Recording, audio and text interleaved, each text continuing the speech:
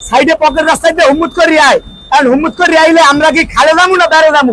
ও তো না দেখে আই হুম্মুত করে হান্দাই যায়। ওকে তো লাইসেন্স নাই, ওকে তো আধা বেলা ধান কাটে, আধা বেলা অটো চালায়। পরে থ্রিতে। তুমি কি হাইওয়ের সব নিয়ম কানুন জানো? পটুয়াখালী ঢাকা কুয়াকাটা মহাসড়কে নিয়মনীতির তোয়াক্কা না করে বেপরোয়াভাবে চলছে ইজি বাইক, ভ্যান ও রিকশা, যার ফলে দিন দিন বাড়ছে সড়ক দুর্ঘটনা। মহাসড়কে গাড়ি চালাতে হিমশিম খেতে হচ্ছে দূরপাল্লার বাস চালকদের।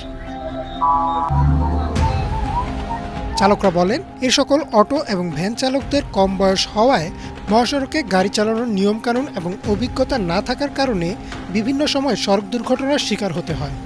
দুর্ঘটনার প্রধান কারণগুলো হচ্ছে সড়কে হঠাৎ করে অটোরিকশা ও ভ্যানের ওভারটেক এবং পাশের ছোট সড়ক থেকে প্রধান সড়কে হঠাৎ করে ঢুকে পড়া। সাধারণ মানুষ বলছেন, এই সকল যানবাহন পৌর শহরের মধ্যে চলাচল করলে ভালো হয়। অটো ড্রাইভাররা এরা সাইডে পকেট রাস্তাতে হুম্মুত করে আয়, কারণ হুম্মুত করে আইলে আমরা কি খালে যাবো না বেড়ে যাবো? আগে রাস্তার পাশে যে গাছগাছালি আছে এগুলো ঝরিয়ে দিতে হইবে, এলে আমাকে খেয়াল থাকবে যে সাইডের রাস্তা দিয়ে একটা ছোট গাড়ি উঠতে আছে মেন রাস্তায়, কারণ ওই ছোট গাড়ির ড্রাইভার ও তো আর দেখে না, ও তো না দেখে আই হুম্মুত করে হান্দাই যায়। ওকে তো লাইসেন্স নাই, ওকে তো আধা বেলা ধান কাটে, আধা বেলা অটো চালায়, ওরা বুঝতে পারে না। অটোতে মেন রাস্তায় অল্প বয়সী পোলাপান ডাইনি ভাবে চোখে দেখে না, ডাইনি নাম বুঝে না, ঠিক আছে, খটখটি নয়, আমাকে গাড়ি স্পিড থাকে, ঠিক আছে, ওই সময় খটখটি ডাইনি নয়, আমরা ব্রেক করে কন্ট্রোল করতে পারি না, মাঝে পরে থ্রিতে। কোন স্কুল? চার বলিয়া। হ্যাঁ, চার বলিয়া। লাহোর। হ্যাঁ, বাড়ি কই? বাড়ি হইছে একটা দিছিলাম। রুলতলা। হ্যাঁ, কি করো? পরে গাড়ি গুড়ি চালাই, আবার আলু টিকি চাষবাস করে, বাপে খালাই খাই। 2 মাস না 3 মাসের বছরের মতো। 15 বছর বয়স তোমার। তুমি কি হাইওয়ের সব নিয়ম কানুন জানো? কি কি জানো? 5টা নিয়মের কথা বলো তো হাইওয়েতে গাড়ি চালানোর।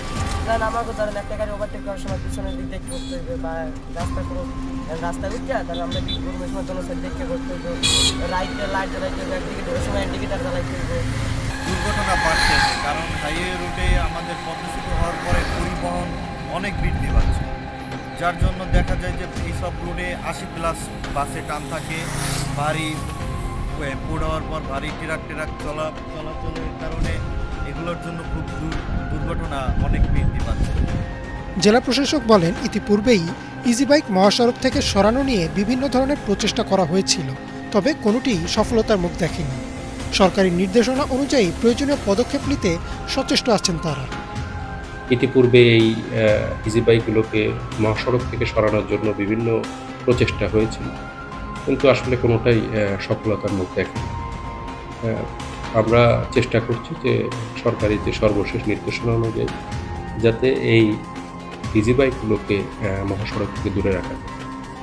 পুলিশ সুপার বলেন, অটোরিকশার ব্যাপারে স্ব এলাকায় সতর্কতামূলক প্রোগ্রাম নেওয়া হচ্ছে, পাশাপাশি আইন অমান্যকারীদের বিরুদ্ধে দেয়া হচ্ছে মামলা।